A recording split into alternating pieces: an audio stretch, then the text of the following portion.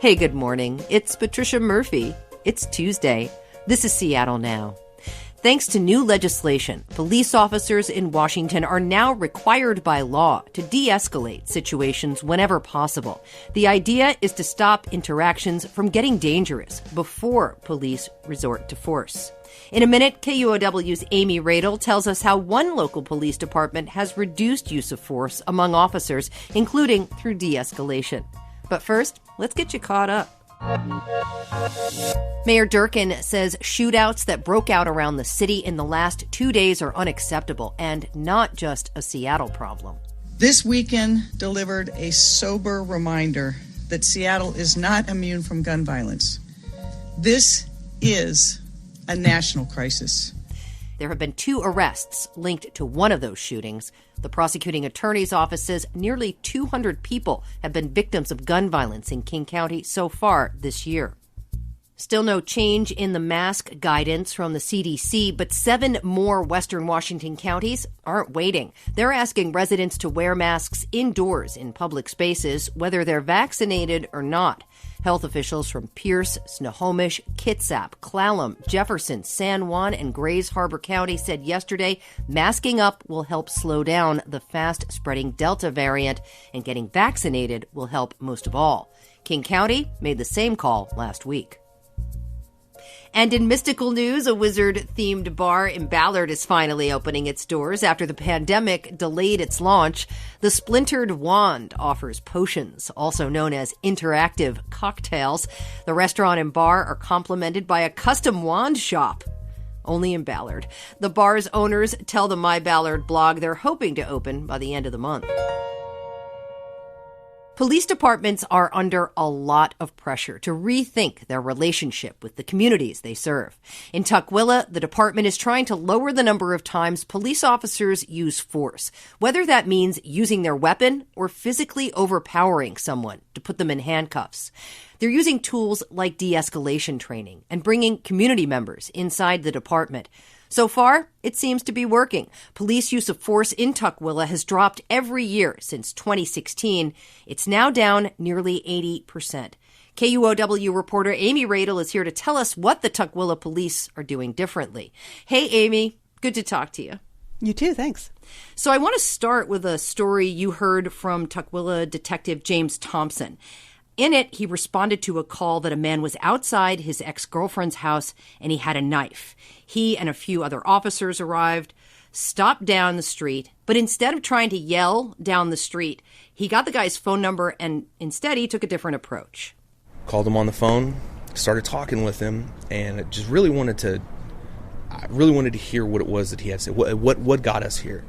10, 15 years ago, tactics were different. It was a different time. Now, do what we say, do what we say, do what we say. Whereas with like the beauty of patrol tactics and the de-escalation stuff, it's if I listen to this guy, I guarantee I'm going to be able to get to at least see the root. Maybe not get all the way to what the true root of the problem is, but I'm going to have some glimpse of what it is that he's thinking, how he's feeling, and what he wants to get out of this. And so he and I just started talking, and he and his ex-girlfriend were trying to make things work. They got into a fight, and then a domestic violence incident took place. He was feeling very lost. He was very upset. And it wasn't that he was upset with us. It wasn't that he was upset with his significant other, his partner. It was he was upset with himself. And I was able to garner that from him because we were far enough away that he felt comfortable, we were comfortable, and we're taking that time to just kind of listen and get the human side of this. Through this conversation, eventually Detective Thompson convinced the guy to throw away his knife and let the officers cuff him. But before that happened, they fulfilled a request. He goes, sir, I know that, with the incident that took place with my partner, I have no right to ask you if I can talk to her so I can say I'm sorry. And I can think back to, 10 years ago as a police officer that I would have said, can't do that, man. Sorry, no. Or just flat out, no. But I said, I promise you that if you put the knife down and you walk to us, put you in handcuffs, You're not going to be hurt. You're not going to be mistreated, and I'll let you talk to her. And that's one of the things of having that humanity. What is it someone needs? You know? And a lot of the times it's people want to be heard and have their feelings and their thoughts validated. So, Amy, this is an example of de-escalation, and you hear that word a lot around police reform. And Detective Thompson described a few specific protocols that are different now that allowed for this de-escalation and, frankly, trust to occur, right, between this police officer and this person. How are officers thinking about their role differently in this context? Well, they had to start really thinking differently across the board in 2018 when voters in Washington passed Initiative 940, and that mandated de-escalation training across the state. So all the officers were supposed to be getting this training in the things he described. They talk about taking your time, letting there be more distance between you and the person you're talking to so you don't put yourself in danger and then have to use force. So officers started getting that training just in the last couple years. Some people, like Detective Thompson, discovered that they were really passionate about trying to think about it and train other people in it. They get really into it.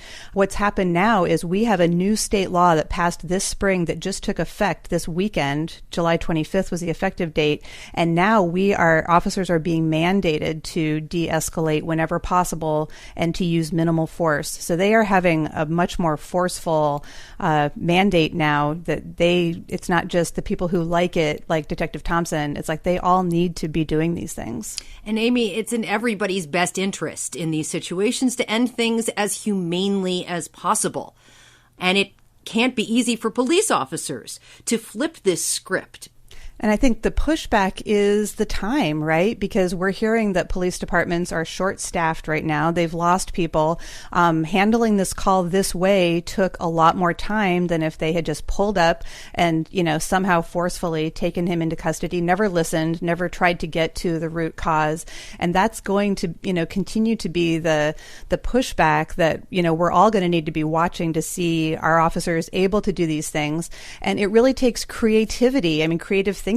We can all wonder what we would have done in his circumstances, and he said, I was willing to consider a different outcome than I might have been 10 years ago. I was willing to say, okay, if, we'll get your partner out here if she's willing and you can talk to her. And we had another recent incident with the police department in Lakewood where they had a child hostage recently, and they resolved that by agreeing not to arrest the man who had the hostage that day.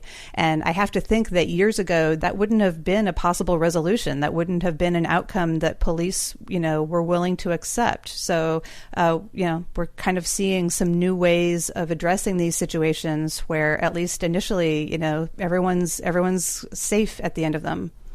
So there's training. The other big thing the Tukwila PD is doing is working with community representatives. What exactly are these community representatives doing with the department? So under I-940, that law that I mentioned voters passed in 2018, one of the parts of it came out of families and communities saying, when we have a deadly force encounter with a police officer, then we hear nothing. We don't know what's happening, how that's being investigated. So I-940 said every police department has to have some community representatives that they are updating about the status of these investigations. And then that representative can tell other people, and it's meant to keep the community and the family a lot more in the loop. And all they're required to do with the community representatives is update them if they have a deadly force encounter. And in Tukwila, the chief said, that's rare, thankfully. They might only be contacting these people once every year or two. So he said, I want them to know more about us as a department. I don't want it to just be this call out of the blue after a stretch of months where we've had no contact.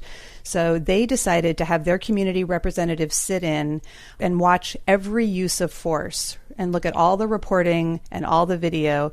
And again, as you said, that use of force can be from handcuffing on up. It can be a big range. So they said, we want these community representatives to review all of these and give us their feedback.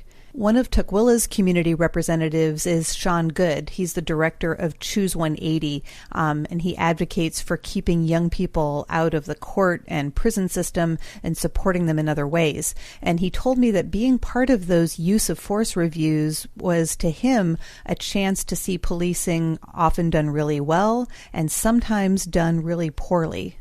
I must admit, there have been clips that I've watched where I've watched Tukwila police officers be terrifically patient and honor the person who they're engaging at that particular moment and really lift up their humanity.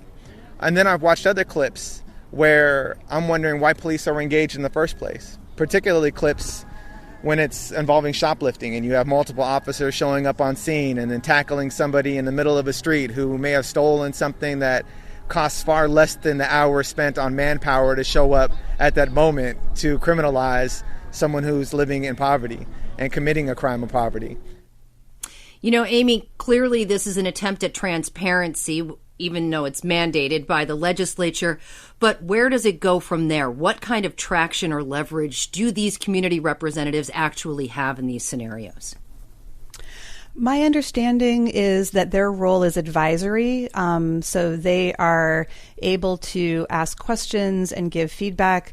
The other time that they're using them in Tukwila is they're asking these community representatives also to sit in on all of their hiring decisions. So those community representatives will be able to say, hey, you had these 3 people to choose from, you know, I don't really understand why you went with this person, or, you know, maybe they can give their perspective of why this person is a great choice for the hire. So that's another new thing. I'm not aware of other departments that are doing that. That's kind of interesting.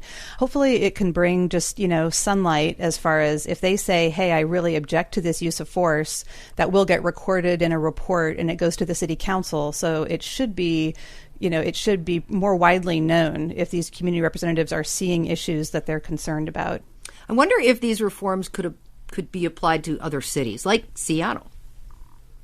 Oh, definitely. And that's one reason I wanted to do this story, was just to say, because it's important, I think, that police departments share information, share new things that they're trying, because we always hear how decentralized they are. You know, some departments are tiny. They don't have a lot of wherewithal for training. And so I feel like if a department's doing something distinctive, let's try to get the word out. And then this would be a very easy thing for community members to say, to ask their local department, can you have community representatives on your use of force and your hiring committees? Because we know every department has that roster of representatives now. So it seems like a pretty easy lift if that's something that people decide they want.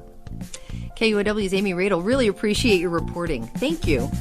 Yeah, thanks, Trish. Thanks for listening to Seattle Now. If you want more of the show, follow us on Instagram. We're at Seattle Now Pod. Clare McGrane produced today's episode. Our production team is Caroline Chamberlain Gomez, Diana Opong, Jenny Cecil Moore, Matt Martin, and Jason Pagano. Matt Jorgensen does our theme music. I'm Patricia Murphy. See you tomorrow.